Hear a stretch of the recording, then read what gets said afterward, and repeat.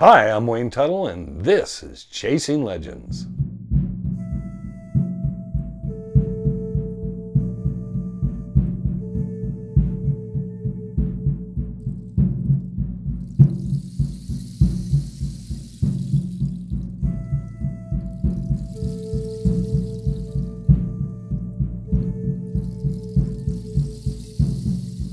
Welcome back. I'll be your host once again. Please hit our website, legendofthesuperstitionmountains.com. Go down, hit subscribe, hit the notifications bell, leave a comment, any comment. Literally, some people have taken my word at that. That all being said and done, this week we're going to kind of have a little odd topic of discussion, but it's based around a story. Now, this is from a gentleman named Tony Richardson. It's not his full name. Tony's his nickname. But he was a writer, lived in Flagstaff, and we'll get a little bit into his biography at the end of this. Anyways, there was a series of editorials and news commentary in the Arizona Republican at the time, 1956, February of 56, and Tony Richardson was putting out a number of stories. The story he tells was told by a gentleman named Johnny Moore, who come to Arizona around 1876, contemporary with Waltz, obviously, and another guy named Charlie Duchea, D-U-S-H-E-A. Sometimes his name is spelled D-U-C-H-E-T, but these two gentlemen had a story, said they were traveling back from Wickenburg, and they were heading back to Phoenix. I don't know.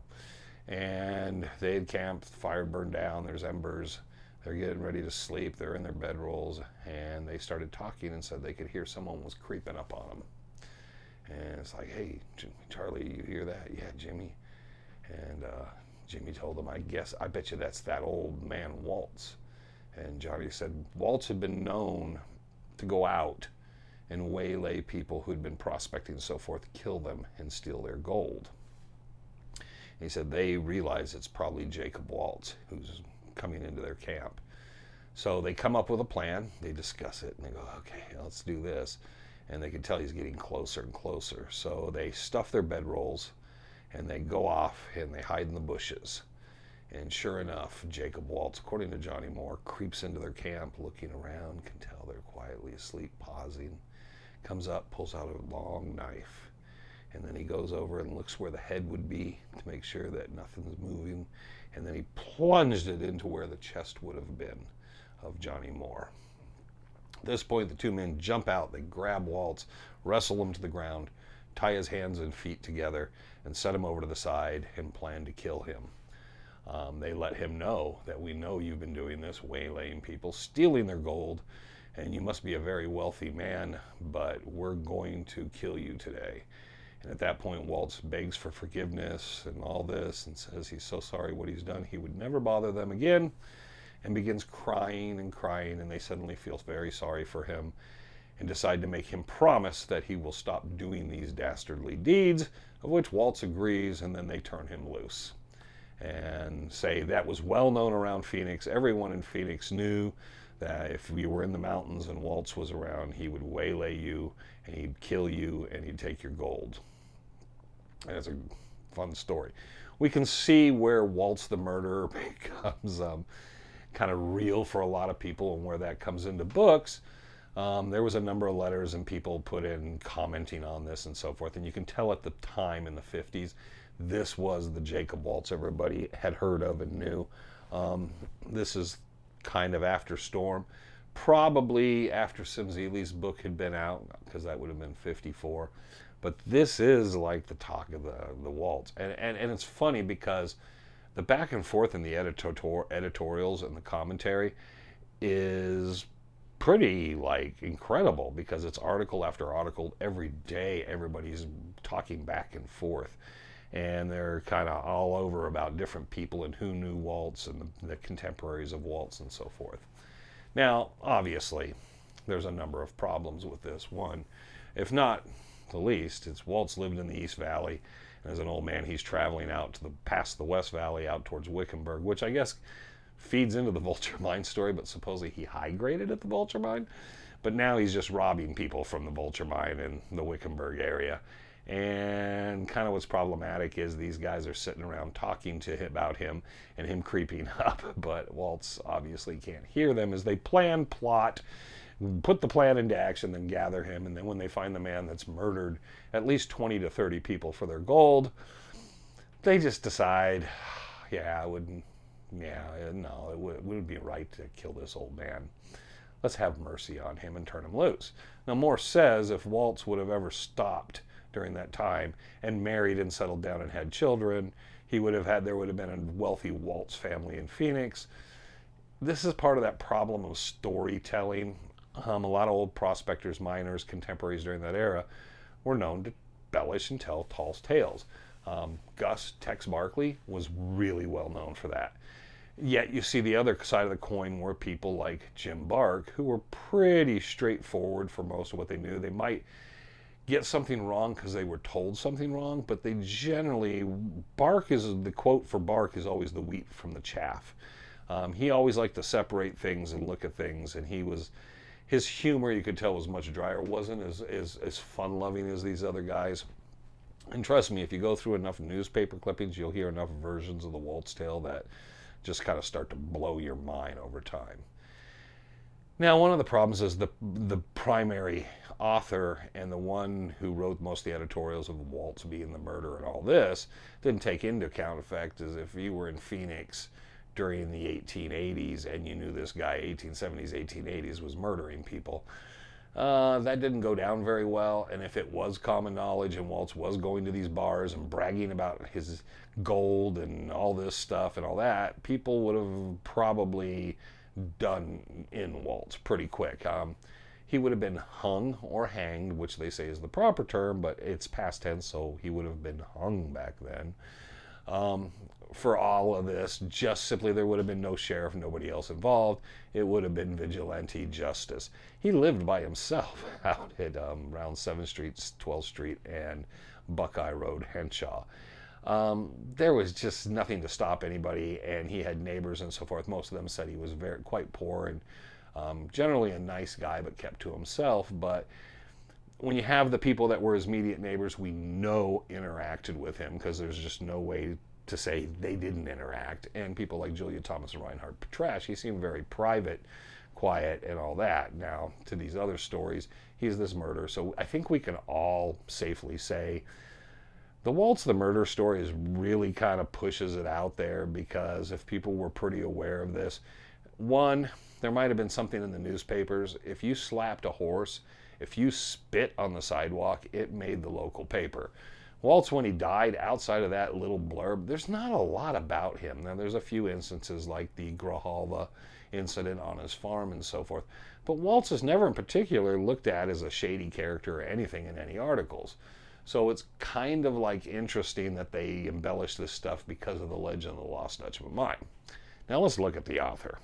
The author's Tony Richardson. His first name's Gladwell Richardson. He was a well-known author. I think he wrote several hundred books and newspaper articles, so you can find stuff. He also wrote under the name Maurice Kildare, so you'll see that too. And we have lots of material. We started finding, he wrote under all these different names as we were going through stuff.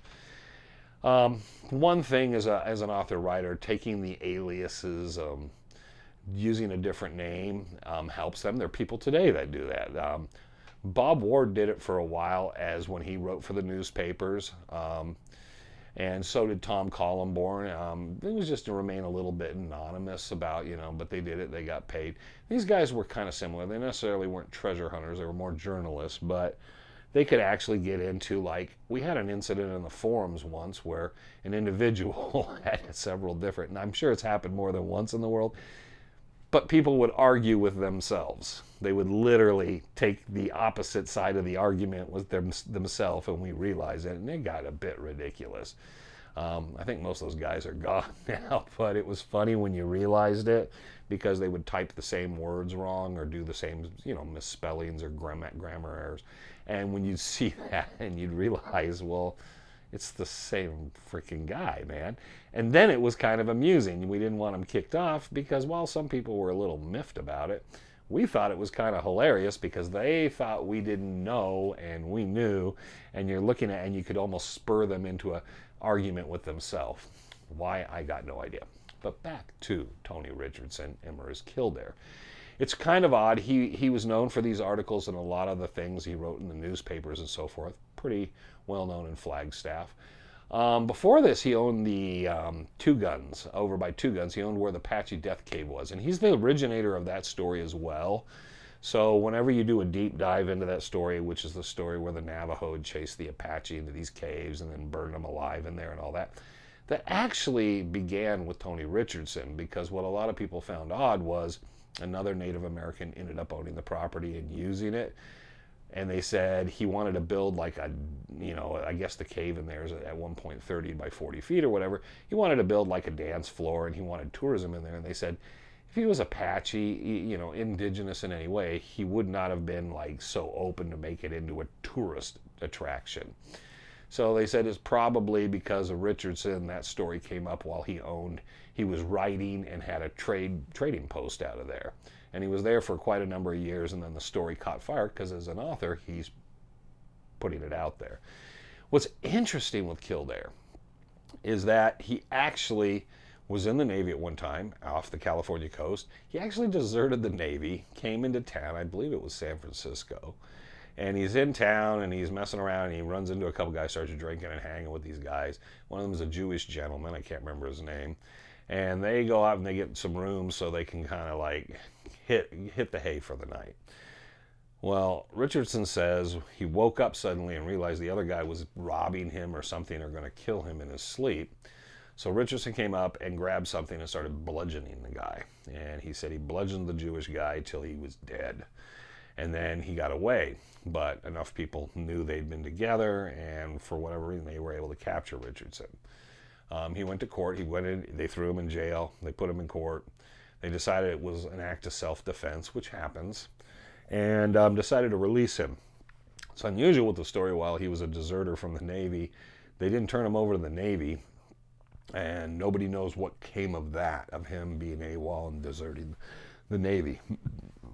Of course, he changed his past, and one of the reasons he probably used alias names was he didn't want people to know about this whole thing. It was kind of ironic when we look at it in the end, is he loved to just put out there that Waltz was a murderer, a horrible man, this awful human being that murdered people in their sleep and all this. And he'd had a similar incident, so you can see where it's kind of the gestation of this type of thing would be. And one of the problems we have looking at his stories is looking for people. As I always said, you find dates, you find people, you try to put them in the right places. I know Johnny Moore was contemporary with Waltz, but again, once he becomes that storyteller and you find him firsthand telling things that are incorrect, it kind of throws things off. Kind of like the Dick Holmes story, where you have Dick Holmes and Ida Holmes and George Brownie Holmes telling these stories about Waltz not being a citizen and this and that. And then timeline, you realize none of it can be true. And that creates a problem when people say, well, some of it has to be true. Well, now the problem is, 25%, 50%, 60%, 70% is a lie. Well, what is factual? Because you get to a point where Julia and Reinhardt just said, this is what we know. They were able to interview them separately, and Jim Bark and Sims Ely with Julia, not Reinhardt, because only Jim Bark talked to Reinhardt a number of times. But they told the identical same stories, almost perfectly matched and so forth. So you had two different stories that they weren't trying to sell anything.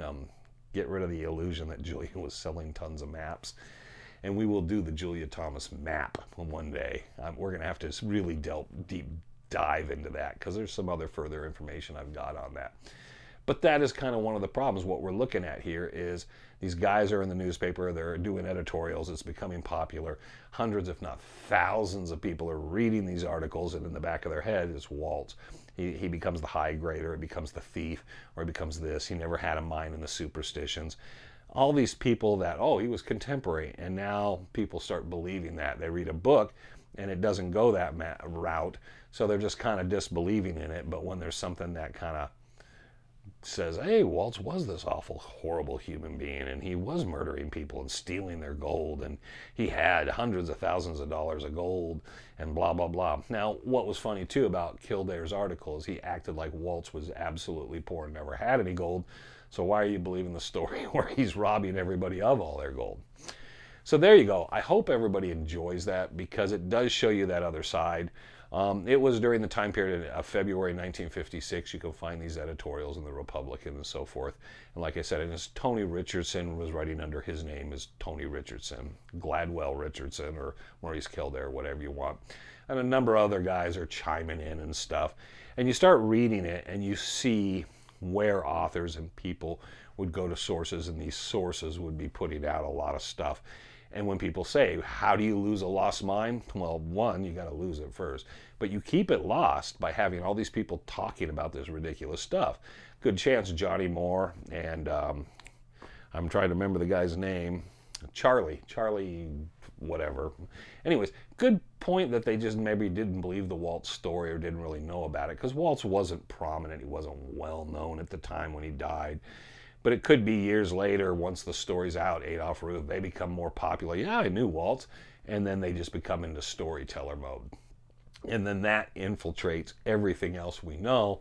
And what you end up with is authors start taking all these articles and say, oh, Johnny Moore knew Waltz and he said this.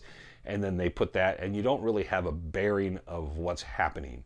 I think most of us would say two guys who did a big plot and plan of the guy who was planning to kill them, and all this discussion out in the desert, the way voices, I don't know how this all would have transpired. And to say a man who was going to murder, not only attempting to murder, but plunge a knife where your chest had been, you would let him off the hook and not march, at least the very least, march him into town. That just seems almost ridiculous and just absolutely kind of just storytelling at its finest moment. So I hope you like the story. Yeah, it's kind of fun to read those stories and then kind of believe in them for a moment, but you have to also separate, like Jim Bark did, the wheat from the chaff. And there's hundreds of these. One of the problems with newspaper articles is everybody had a Waltz story for the first 40, 50 years of Jacob Waltz's Lost Mine, and it kept building. You could see the more that happened and popular it became, the more people who knew Jacob Waltz. And there were a number of contemporary people who did know him, but most of their stories, and we'll do one on those one day with some of the families, Johnny Grijalva, and another family that was close by named the Baltzes that ended up owning Waltz's property many years later, BLSZS. Anyways, those people actually kind of were a bit more contemporary to it, and they don't have the same stories these other guys do. Very, very different take on Waltz with them.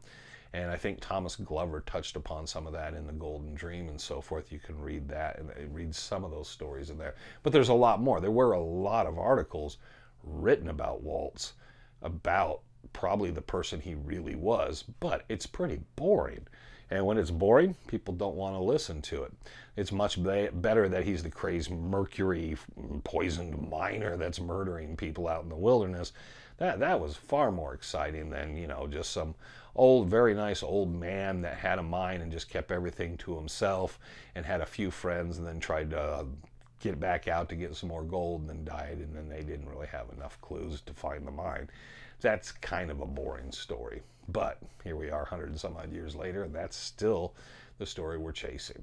So hope everyone enjoyed that. Hope everybody has a great week.